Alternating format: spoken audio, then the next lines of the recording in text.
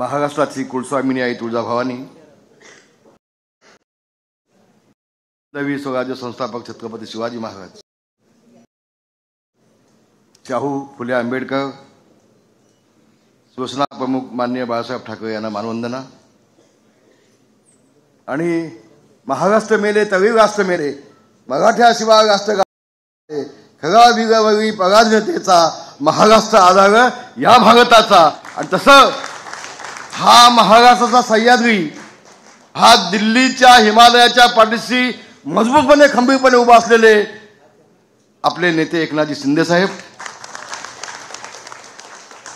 होय बांधवांनो, मगाशी कोणतरी सांगितलं इथं की ज्यांनी शिवसेना प्रमुख माननीय बाळासाहेब ठाकरे यांची शिवसेना, त्यांचे विचार हे सोनिया गांधीच्या पायाशी नेऊन घाण ठेवले होते, ती शिवसेना प्रमुखांची घाण पडलेली शिवसेना सोडवण्याचं काम ज्यांनी केलं ते एकनाथजी शिंदे।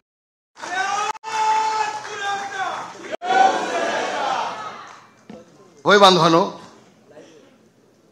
आता बघा ना, मला वय किती माहिती नाही, पण या वयात देखील एकदा शिंदे साहेबांनी शब्द टाकला तो मी झेलला आणि स्थानीय लोकाधिकार समिती सेना मी उभी केली, आणली। ते आदरणीय सन्मान्य गजाभाऊ आणि गजाभाऊंच्या पाठीशी खंबीरपणे मी उभा आहे। भाऊ, काळजी नको तुम्हाला, तुम्हाला चिंता। ते कार्याध्यक्ष सन्मान्य डॉक्टर शिंदे साहेब, व्यासपीठावर बसलेले माझे सहकारी जवळचे हर्सू साहेब, आमचे प्रतापराव, आमच्या मीनाताई, सगळे साहेब, साहेबिनी व्यासपीठावर असलेल्या। आणि होय बांधवांनो, तुम्ही आज सगळ्यांनी दाखवून दिलात, श्रीकांतजी तुम्ही आम्हाला आवाज दिलात, गजाभाऊ आम्हाला आवाज दिलात, आणि आम्ही एकनाथ शिंदे यांच्या पाठीशी खंबीरपणे उभे आहोत हे दाखवण्यासाठी जमलेले तुम्ही सगळे बंधू आणि बांधवांनो, खूप धन्यवाद तुम्हाला। अधिक बोला, कारण शिंदे साहेबांना पुढे जायचं आहे काय का मला, पण एक गोष्ट निश्चितपणे सांगायला हवी मला। आता बसल्या बसल्याच मी सांगितलं, उद्धवजींचा जो स्वतःला उजवा हात समजतो तो अर्धवट वकील,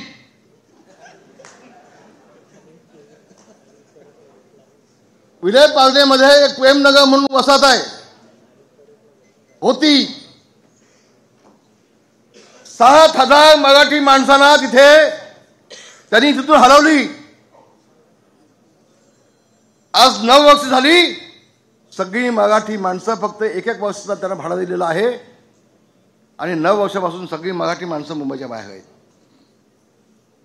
9 वर्षापासून मी त्यांच्या प्रमुख लोकांना शिंदे साहेबांना घेऊन आलो, शिंदे साहेबांनी मीटिंग घेतली, शासनाच्या सगळ्या अधिकाऱ्यांना बोलवून घेतला, आणि शिंदे साहेब आता शासनाकडून विकासक देत आहेत। शिंदे साहेबांनी कडकपणे सांगितलं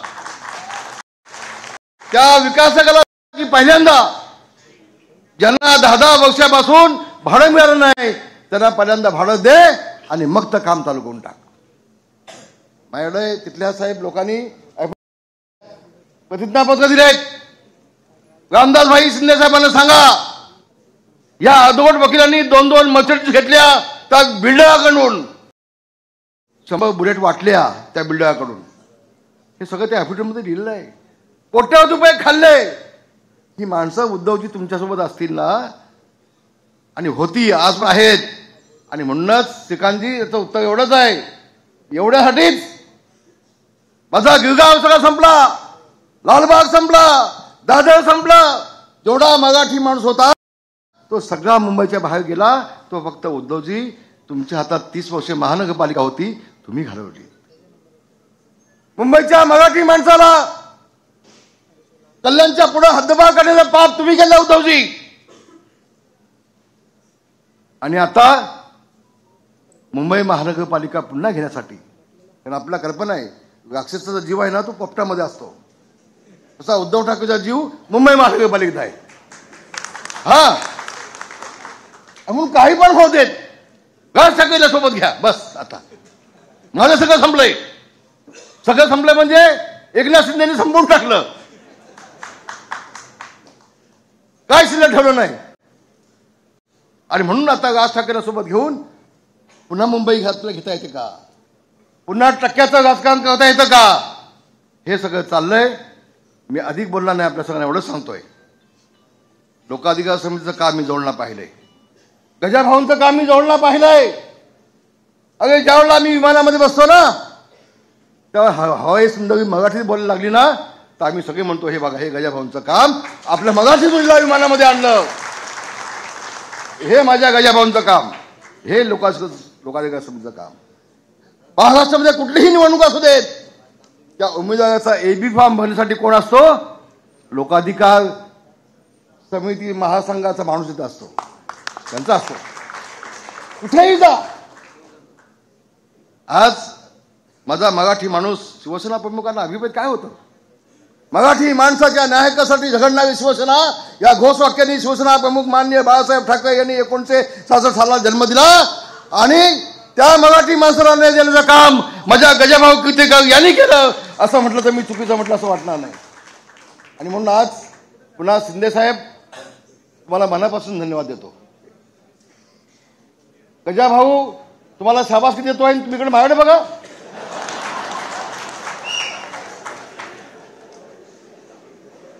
आज एक चांगलं काम म्हणजे आज कसा आजचा दिवस हा शिवसेनेच्या इतिहासामध्ये सुवर्ण अक्षरामध्ये लिहावा असा आजचा दिवस म्हटलं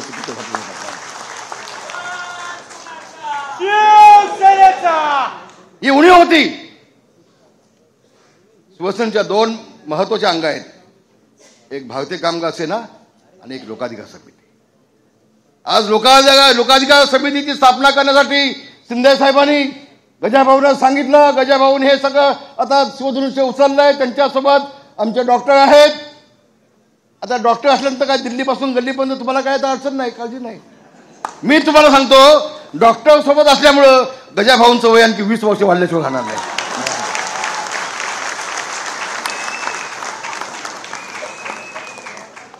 कारण तुमच्यासोबत आता टॉनिक आहे.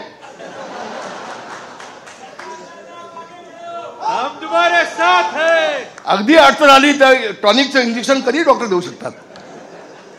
आणि म्हणून योग्य वेळेला योग्य तो घेतला निर्णय, योग्य वेळेला योग्य तो घेतलेला हा निर्णय आहे. भाऊ आगे बढ़ो, भाऊ आगे बढ़ो. रामदास